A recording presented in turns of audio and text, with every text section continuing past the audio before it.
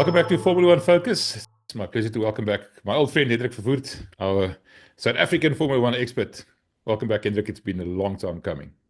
Hi, MBA. Yes, it has been a long time, hasn't it? And lots of things have been happening in that time. But it's always good to take a bit of a break to get some distance, and then to jump into it. We are just more than a week to go for the season to start. So, well, can't wait for it to get underway. Yeah, I just realized now you said it. Next weekend, it's the first race. I mean, unreal. Never realized it. But before we get to that, last weekend or last week, for the first time in a very long time, there was actually some action. But before we get to the testing side of it, I wanted to just get your impressions of the F175 launch events. You and I were on record as being quite skeptical about the whole spectacle and everything else. But to me, it actually worked quite well. It was well done. It wasn't a bit of an afterthought. I thought, how are they going to do this? They did it quite well. What was your impressions? Absolutely, I agree with that. I was skeptical beforehand, but they certainly did a great job. And let's always remember that something like the F175 Live launch was not aimed at the hardcore fan. It was aimed at the casual fan and to try and to draw more casual fans in at the beginning of the season to add razzmatazz to the sport, glamour and to show, to make a show out of the sport. And that's the way that these days you draw new fans into it. And I think from that point of view, it actually worked very well. Um, I was surprised at the variety of ways in which the 10 different teams Mm. actually did their video presentations, the build up that they did. Starting off with Sauber, starting off with like almost a drum solo type of situation. And I think the one that really stood out for me was the effort that Red Bull put into their video production, because they clearly, you know, they celebrated car culture in London, basically, and they clearly had to close some of the main Mm. streets and thoroughfares in London to do some of the shooting. And they gathered a whole bunch of different people from different walks of life and in different car interests to put that all together. That was a brilliant, I think, mini production by Red Bull. Some of the others were basically just, this is our history, and here we are now after 75 years, and let's look forward. Some of them were better than others, but I think on a whole, it was a success. I'm not sure how they're going to change it. Are they going to go to a different venue to stop people from booing some of the Yeah. competitors that the home crowd don't like? But I think a lot of people made too much out of that so-called booing area in the launch. You've got a partisan crowd in London. They're going to support the Brits, and they're not going to support them, but they're going to boo their opposition, their rivals. The same would have happened if you were in Amsterdam or in any other major city where there's a large portion of home support for some of the teams and the drivers. In Italy, you would have probably had the same thing, Mm. where they would have booed some of the other rivals. So it doesn't really matter as far as I'm concerned. That's part of it. That means that people are engaged. That means that people take it seriously. It's part of the sport. A lot of people in Formula One think it shouldn't be part of the sport. I know there are a lot of people that find it a little bit disturbing that you see the booing in even at some of the events. At the podium ceremonies, you find it, and we've seen that in the past. But I think it's become part of the sport. The sport is much bigger than it used to be, than it was even 10 years ago in terms of support, in terms of the fan base. And just like other sports, you have partisan parts of the crowds. You have, hopefully, we won't go as far as British soccer is concerned, but you will always have partisan crowds wherever the venue is. So that's part of it, as far as I'm concerned. Now, the big thing about this F175 event were the liveries. And to me, the interesting thing was that there was a quite big disconnect between what we saw at the launch and what we actually saw in testing. And I'm specifically referring to Sauber here, because I thought, geez, that Sauber looks quite nice. It looks nice under the lights, a whole gradient effect on the back of the engine cover. But when it came out on track, I thought, gee whiz, this is probably the ugliest car I've seen in my lifetime. Really, they could have done a better job. In terms of the liveries, what was your favorite of those 10 that you saw that day? I don't know. I mean I like the Ferrari red. I don't like the lots of white that they've got onto it, but that's commercial, so you don't have much of a choice often. Red Bull is obviously stuck with their matte deep blue matte coloring. I thought the Racing Bulls Mm, did well with their predominantly white color scheme, and nothing really stands out for me. We're going to find it very difficult, like we did last year on a television screen, sometimes different with some of the angles that the cameras take, that you cannot necessarily distinguish a car coming to you. Is it a Mercedes or is it an Aston Martin? Because, those, and even, some of the others, when they don't have those distinctive color schemes, at least the Sauber is a Sauber. yeah, true. It may scream in your face, but at least it stands out. I'm not saying it's a favorite of mine, but it works from that point of view. I think the question of instant identifiability. I think that should be taken more seriously by some of the teams in their decisions about their color schemes. Often those color schemes obviously are dictated to by the sponsors. Um, and other considerations. But it irritated me really last year, specifically last year. The dark green of the Aston Martin, the blackish of the Mercedes. When the car comes straight to you, you cannot see what Mm. car that is. So yeah. Otherwise, it's much of the same than last year. Yeah, I agree. I like the Ferrari red, the slightly deeper red, the white's abysmal. I don't like that at all. I understand the commercial requirements and why it's being done like that. For us, the my favorite was the Racing Bulls. I like the fact that they've got a proper name now and not some sort of weird acronym. I like Yeah, the on that color scheme that though, I if like I that. may just interrupt you, Sure. I don't know whether they've thought this one through. Okay, so the team is called Racing Bulls, which is better than RB, which is better than V Carb, obviously. Yeah. But the team is called Red Bulls. So in what car is Yuki Tsunoda driving? Is he driving in a Red Bulls, or is he driving in a Racing Bulls, or is he driving in a Racing Bull? Yeah. So Yeah, I never thought of that. That's I, quite clever. I'm very curious to see how the commentators are going to deal with that, and just on that sort of thing. Also, there's some confusion. We've got the one of the rookies this year in Mercedes, Andrea Kimi Antonelli. I see some of the outlets call him by his full names, Andrea Kimi, and others just call him Kimi. So I'm sure that is going to be sorted out as the season progresses. I would prefer them, just to call him Kimi. But that's a bit of a confusing situation as well as far as the naming is concerned. Another thing that is a bit confusing to me, come to think of it, is the fact that Ineos is now suddenly not so prominent on the Mercedes car. And I'm saying this specifically because Ineos is the third owner of Mercedes.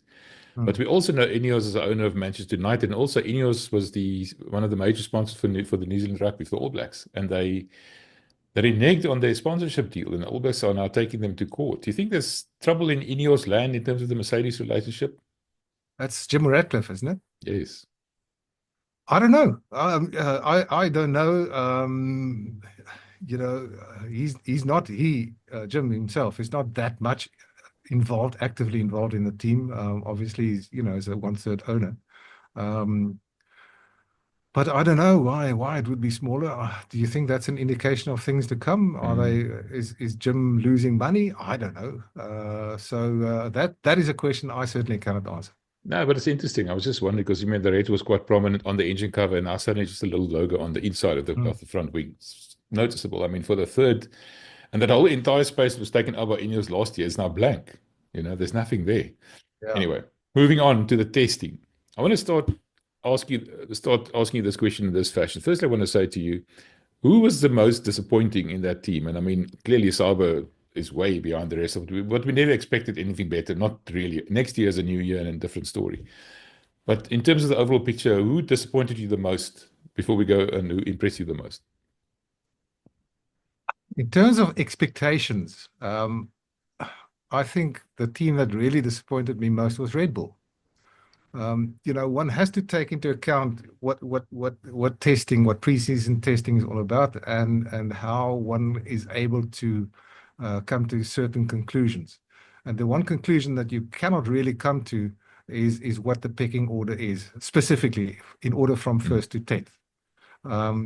Yes, one can loosely say that some teams are looking strong and some teams are not looking that strong. But in terms of expectations, I was disappointed with Red Bull's testing session. You look at mostly at distances covered, and that is a factor of reliability. And if a car is not reliable in pre-season testing, we know that, then they are starting off on their back foot.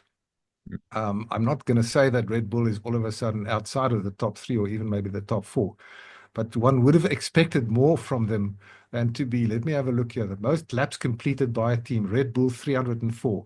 That's versus Mercedes 458 laps. Okay. You don't look at speed, you don't look at lap times because they mean virtually nothing. You have to look at distances covered and how many problems the teams had. Red Bull had an issue with the cooling system on the car with Liam Lawson driving on the one day. They had certainly they had some issues in terms of the handling of the car, although Max did say afterwards that the car is better than last year's. But Pierre Vacher, the technical guru at Red Bull, said afterwards it did not go as well as we expected to, and it does not seem that they have sorted out the handling problems that they had last year. So again, in terms of expectations, I think they were disappointing. We did, as you rightly say, we did not expect. I didn't expect much from Sauber, and they're right there at the bottom in terms of their performance. But looking again, they did 50 laps more over the 3 days than Red Bull. You don't expect much of them, and they didn't deliver much. And I don't expect them not to be number 10 in the pecking order this year. But again, that's from expectations. So they couldn't really disappoint if you have low expectations. Talking about expectations, one driver, and you just mentioned him now, that's got a lot riding on this season, and a lot of expectations is Liam Lawson. Having to be Max Verstappen's teammate is probably the worst or the most difficult job in the world. He's got several drivers lying in his wake that he's sort of destroyed their careers. I mean, Sergio Perez, Alex Albon, etc., etc. What did you pick up from Lawson in the Red Bull in testing? I know it's early days. But what are your impressions? Is he going to fit in there, or is it too early to tell? Very difficult. I'm not going to say either way because one has to take into account the conditions that testing took place under. It was unseasonably cold in Bahrain. Wet. They even had some wet conditions there. And one has to say that the conditions and I'm talking about all 10 teams, not the conditions that all 10 teams had to endure over the 3 days of testing last week were not closely representative of what you can expect even in Bahrain in 3 races from now, or for that matter for any event later on in the 24 calendar season. So the conditions were different. So the cars' performances, their characteristics, the performances of various drivers and that sort of thing really were not representative. And I think to come to any fixed conclusion after this is just a folly. I don't think it serves any purpose. Although generally one can say that the top teams are looking to be the same 4 teams, and they are certainly going to be McLaren, Ferrari, Mercedes, and Red Bull, not necessarily in that order. But you can say that the way that the teams. The way that the teams themselves evaluated their testing session, that's more or less where you can see where they're going to be. The midfield is probably going to be the same last year. Again, not the same order, with a team like Sauber bringing up the rear. So, that's, I think, the most one can say about the testing session. Talking about drivers, you said just now we can't really make any deduce too much from these testing, but I want to talk to you about one specific driver, and all the eyes in the world have been on that driver since the beginning of January when he joined Ferrari. Lewis Hamilton in red. I mean, that's a dream come true to many people, bit of a nightmare for some others. How did you find that how does his adaptation to Ferrari go? He's been with Mercedes for many, many years. He was with McLaren before that. He's never driven a car without a Mercedes engine in his entire career. How's the Ferrari part of his journey going? What were your impressions? Well, I think he's making all the right noises, and the team is making all the right noises as well. He's saying that it's been a dream, and it's now a dream come true. And he says that the car is feeling better than he can remember for many years at this point of the season. The team has welcomed him with open arms. He spent a lot of time at the factory. He's learning Italian. He's doing everything right that one would expect. He's starting to emerge as a team player so far. Obviously, the competition hasn't started yet, and the big question is going to be how the two drivers are going to fare against each other. That remains to be seen. They have different strengths, and obviously they have different levels of experience. And obviously they virtually from two different generations. But that still remains to be seen. I think for Ferrari fans, the dream has started. I think for Lewis himself, the dream has also started, and he feels very comfortable. Obviously, I really enjoyed the way that he opened his first day at Ferrari wearing that almost mafia style black. Godfather, like, yeah. Yes, a Godfather type situation. I'm not quite sure what the thinking was behind that, but that sort of Italian style, I think, that almost said it all. Um, whether the Hamilton haters are going to turn around the season purely because he's now changed to, let's say, some of their, to their favorite team. I don't know whether that's going to happen. And it's one of the stories this season, obviously, a season that has a lot of storylines. But in terms of the teams, there were some articles out about the McLaren being very impressive to the extent that when they do, they somehow make some deductions and extrapolations and stuff that they say on a horses for courses, on a direct comparison. McLaren's probably going to be the team to beat this year, and they might be as much as 30 seconds ahead of the other teams by the end of the race if you extrapolate what they've been seeing. I know some of the teams like Red Bull and Ferrari specifically have been, well, not accused of, but there were some rumors about sandbagging. You know what you'll explain to us what sandbagging is, but the McLaren is looking mighty impressive, isn't it?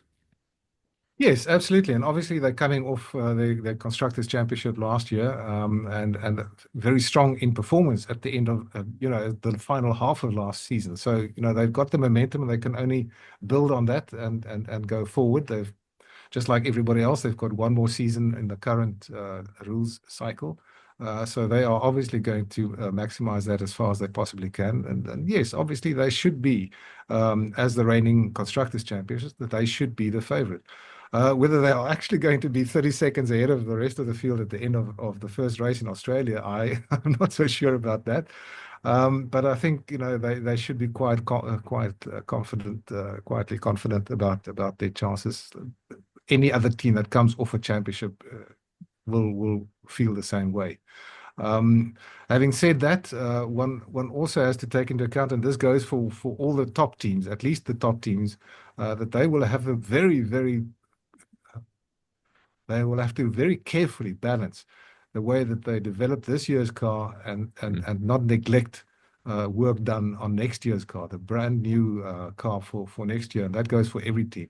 It's a huge change. It's the first time I think in the history of Formula One that for the same season, both the chassis and the engine regulations change. Various teams are going to have a different emphasis on how much they're going to work on this year's car, how much they're going to develop, and let's not forget, all of them are limited in terms of their R&D that they are allowed to do because of the budget cap. So you've got to be very careful how you spend your resources, and it's not necessarily just money. It's the resources that you have, your facilities that you have, the people that you have, how you use those resources in terms of being competitive this year. Is it a good idea to develop this year's car to its maximum to stay in the championship fight? That's going to be a big factor for at least the top teams. Those are in contention for the championship, and for the midfield and the back markers, they can virtually give up the season as far as they are concerned and just concentrate on next year. That is one of the dilemmas that I think that a lot of teams are going to have this year, and McLaren is going to be one of them.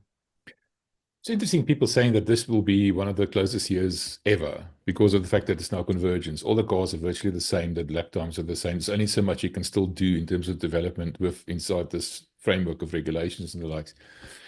But in light of what you were just saying there, Williams, Haas, Sauber, these teams are basically going to use last year's car, Alpine even. I mean, we saw their chassis a year old. So what I'm thinking is the top teams, McLaren, Ferrari, Mercedes, and Red Bull, are going to continue developing. Maybe the Racing Bulls or Bull, whatever they want to call it, might take a bit of the last year's Red Bull into it. But the top four are going to be miles ahead of the others, and the others are just going to struggle along, finish the season, and hopefully, get a bit of a jump start on next year's thing. I think it's not going to be as close as we think. Maybe at the front end of it, but in terms of the entire field, I think it's going to be quite a spread. You're going to have the top four way ahead and the rest of them way behind. I think we're going to see a big gap developing between the top teams and the also-rans. Yeah, I'm not so sure about that because I think they were already very close together last year, relatively speaking. All maybe nine of the 10 teams were pretty close together last year. So if that remains the same, if everybody remains the same, I think that's probably going to be the same.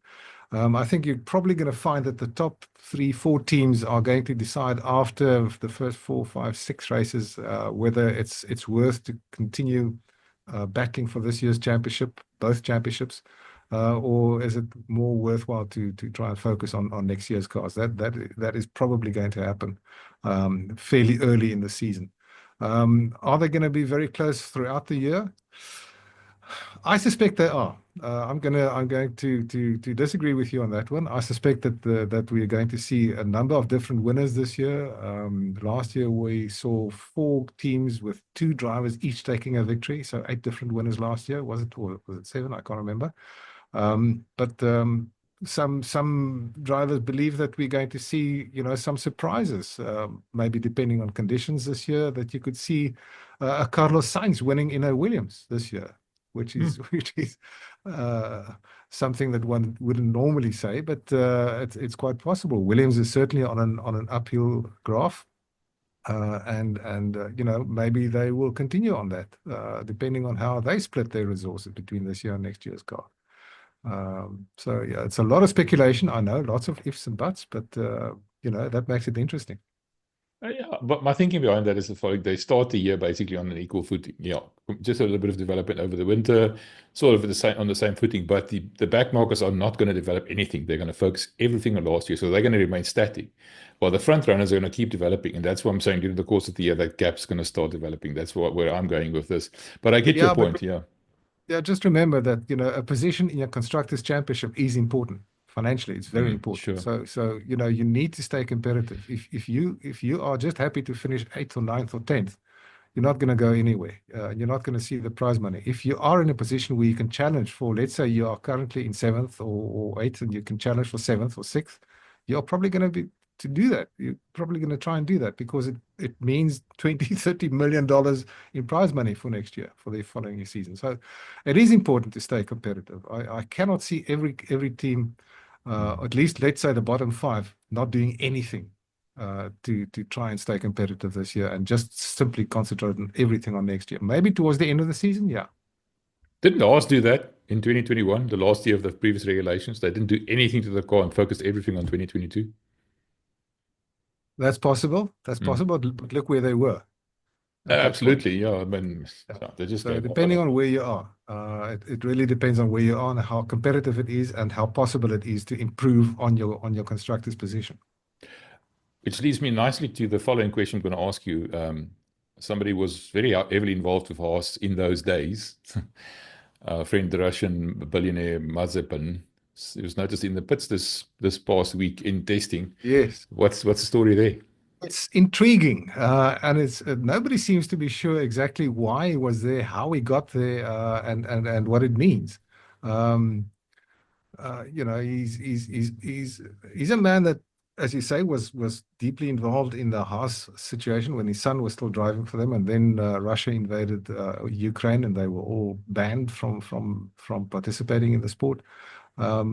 But Mazepin Senior has a history with Alpine team principal Oliver Oakes, excuse me, when he was still running, Oaks was still running his Formula 2 team High Tech, and we know that High Tech has some kind of links to the current Alpine team, and we have speculated, you have speculated particularly, that there's a very strong possibility that Alpine could be up for sale and that High Tech could take them over. Well, with Mazepin there in the pit lane, in the paddock during testing, he's a billionaire. Of course, he's one of the Russian oligarchs. So there's no lack of money there, and there are people who are connecting the dots and saying, well, this is starting to indicate that he might be behind an effort to try and take over or buy the Alpine team. I think time remains to be seen. So time will tell. That's what I'm trying to say. Time will tell. But it is intriguing. It is certainly not beyond the realms of possibility that he could be behind an effort. How he's going to do it around the current sanctions imposed on him, I'm not quite sure. But well, he got into the paddock without anybody admitting to giving him a pass, a physical pass, in other words, a pass to get through the gates. Despite nobody admitting that he was their guest. He was seen with the Mercedes team. He was seen obviously with Oaks and the Alpine team. He was seen talking to a number of people. He said after, look, I'm friends with a lot of these people, so I know a lot of these people. And Oaks himself was also saying, it was just a social visit. We know each other for many years. We've known each other for many years, so it was just a social visit. There's a lot of intrigue behind that. I'm not quite ready to make it a conspiracy, but I think often when there's a little bit of smoke, there's a small little fire. Something interesting that happened last day or two is Ferrari got a court order preventing Hendrik Verwoerd from starting at Aston Martin. He's already started there, but now they've prevented him from continuing working for Aston Martin. He can only start working there in July. The stakes are high. These guys are not taking any prisoners. That's an interesting development. I think Lawrence Stroll must be spitting mad. Oh yes, I'm sure he is. He's got Adrian Newey now. Adrian started yesterday officially, the 3rd of March. Well, officially the 1st of March, but that was Saturday. So he was only at the office on Monday, yesterday, earlier this week. So Adrian Newey is now in place at Aston Martin, and obviously the plan was, and still is, that Enrico Cardile, technical director at Ferrari, would join him in the technical department at Aston Martin, and they would work on the 2026 car. Now Ferrari is getting, I'm not sure it's a court order, but they did initially agree that he could leave earlier. But the 12 months gardening leave actually only ends on the 17th of June, or was it June or July? I'm not sure. July, I think.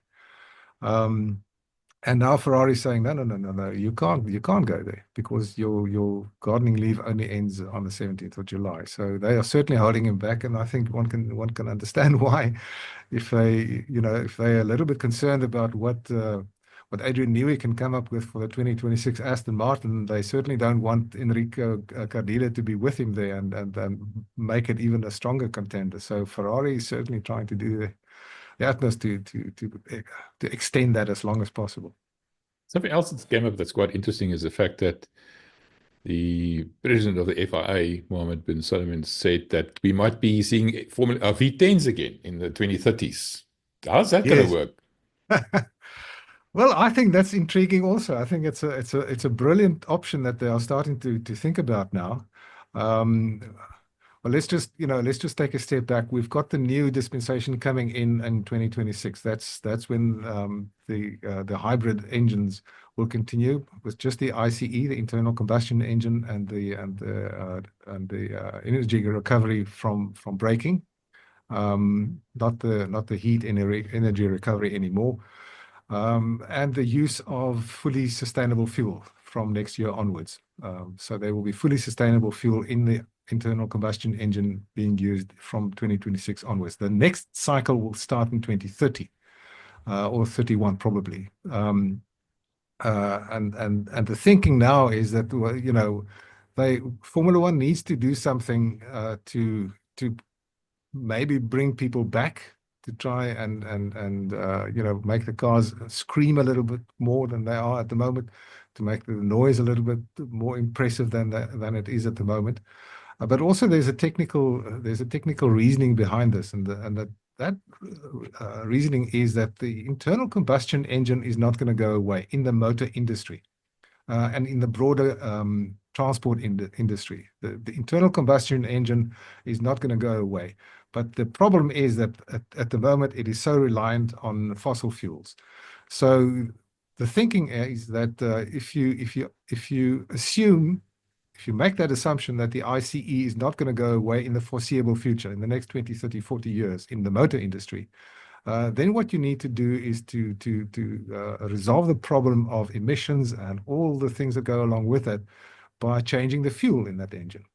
And what you can do is then, replace fossil-based fuels like diesel and gasoline or petrol, replace that with sustainable fuel that can be made from plant material or from, gathering, I don't know, carbon from the atmosphere, whatever technique they can develop.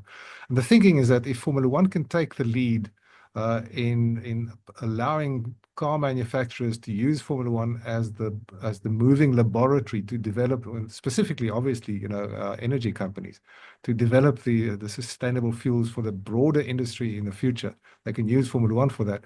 Then why not bring back the V10 format and do away with the hybrid element of it, and bring back the high revving V10 engines and use sustainable fuel for that. I think that's very exciting. I think that's a way that they should think about. You can probably make an argument that the hybrid element should stay, but at least what you do is you bring back the screaming V10s, and I think most of us hardcore fans will probably can't wait for that.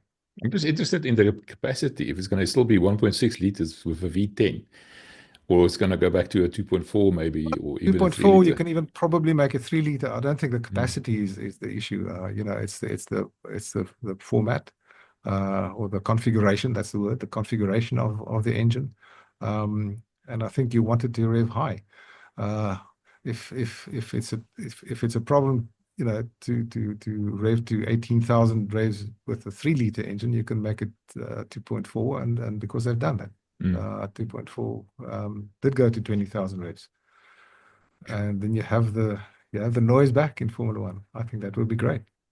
Talking about the noise back in Formula One, and that is the imminent election. I think it's in December, of the re-election of the FIA president, and he seems to have, gone to a lot of lengths to centralize power. He's taken away some of the checks and balances that's imposed on the FIA president.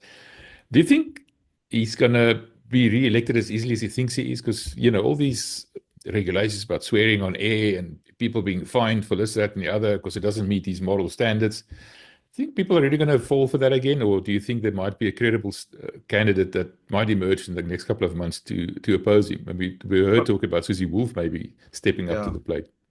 Well, I mean, she's an impressive woman, so I think that's not impossible at all. Whether there's a conflict of interest with Toto still involved in the Formula One team, that's another issue to be resolved. And I think there's some history between the Wolves and Ben Sulayem, with the case against the Wolves at the beginning of last season.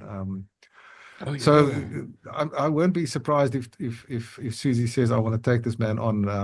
And also, I think there's another thing that one should, I think I've mentioned it in the past also, we should always remember that the FIA president is not elected by the people who compete in FIA championships.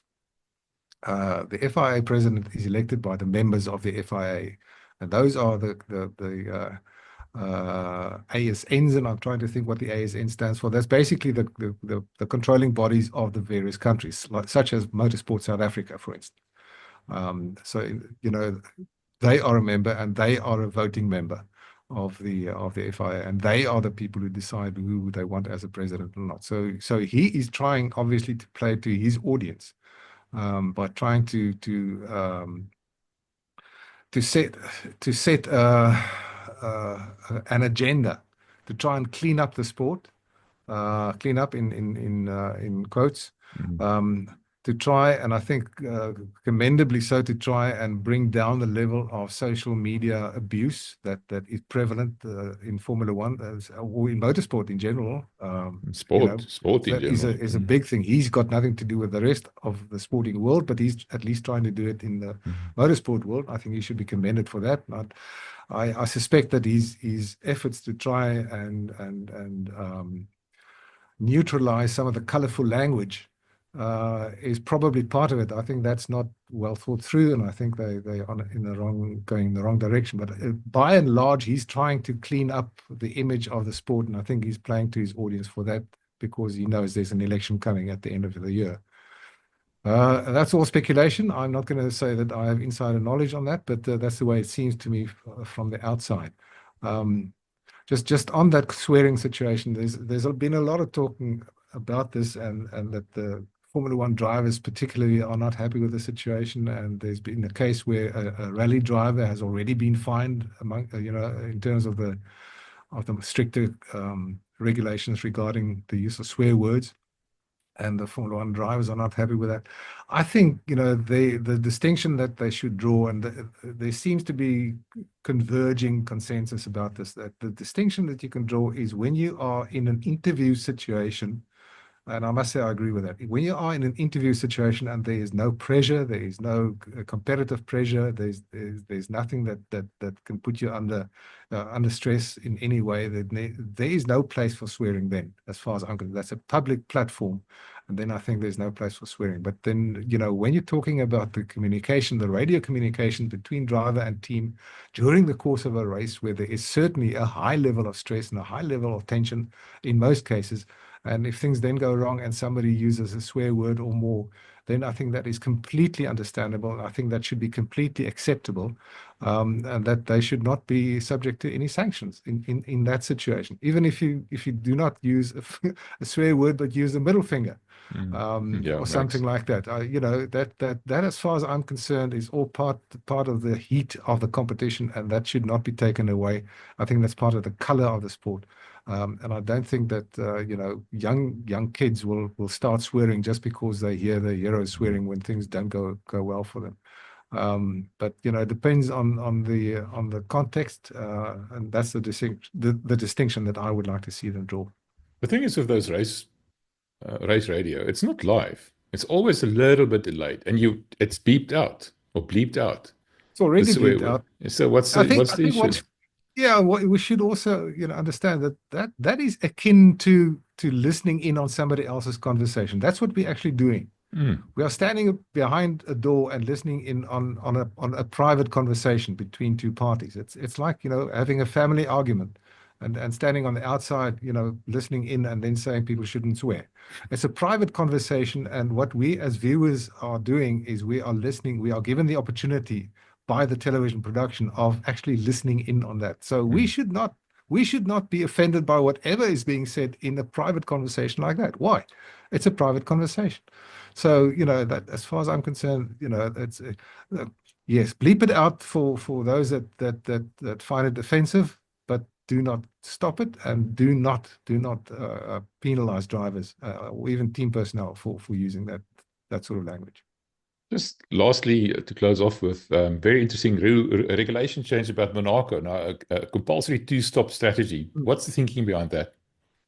Well, basically, the thinking is that they want to spice up the show in Monaco specifically. And because the cars are so heavy these days, for the last decade or so, the cars are becoming heavier and heavier and wider.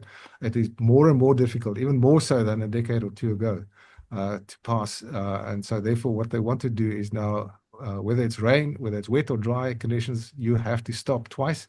And in dry conditions, you must then use all three available compounds during the course of the race. But that's for Monaco only. Now, a lot of people are saying that's a gimmick. It's an artificial way of spicing up the show and making it more exciting. Well, you've got to weigh it up. Do you want a boring race without any gimmicks, or do you want some gimmick in quotes? Do you want something that spices up the possibility of people passing each other? Yes, they might just pass in the pits, but again, that is a way of dealing with the current situation. You can't widen the track. You can't do anything about the track in Monaco. My feeling is that we have the compulsory one stop anyway already. So is that not a gimmick also? You know, we've Good seen point. many a boring race. I reckon that what they should do is go further and make it the compulsory two-stop for every race that is dry, and use all three different compounds. You know, whether one stop is a gimmick or whether two stop is a gimmick, that's much of the muchness as far as I'm concerned. If you Good see it point. as a gimmick, we've already got the gimmick. Compulsory pit stops have been part of Formula One for decades now. You know, in the distant past, and I wrote about this in my newsletter, in the distant past, pit stops were optional, and teams and drivers could decide, you know, are they going to take it easy at the beginning and not come in for fresh tires and then use that advantage when others do come in, or are they going to go absolutely flat out, build up an advantage, and then come in and change tires and hope that you can then catch those guys that didn't come into the pits with a fresh rubber. So, you know, that was many years ago, and then Formula One decided, no, you've got to force them to come in and change tires, and that's where the whole thing then started. We've had that for decades now. So if you call it a gimmick, we've had a gimmick for many decades. Hendrik, I enjoyed talking to you again. Man, I've been looking forward to this. Every week I'd nudge you to when can we start talking again? At last it's here now, thank goodness. So next week we'll have a bit of a look at the upcoming Australian race, the first race, and then I'm going to put you on the spot. I'm going to ask you, give me your predictions. Who's going to win the championship for drivers and constructors? I'm going to test you right now. I'm giving you a week's warning.